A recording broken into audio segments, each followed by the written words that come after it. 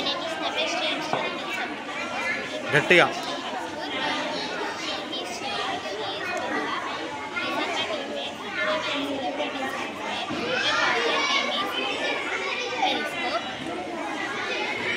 అంటే ఏంటిది అన్నట్టు ఇది? ఓకే ఓకే ఓకే ఓకే ఇప్పుడు ఇలా అవపడుతుందా? మీకు అవపడుతుంది కదా, మీకు అవపడితే కాదు.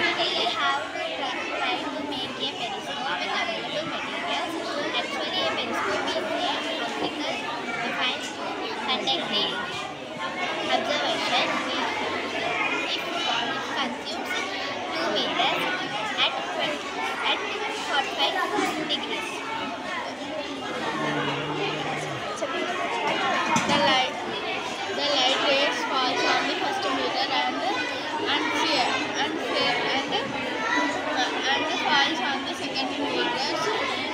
So the incident ray for the second mirror and reflected first mirror.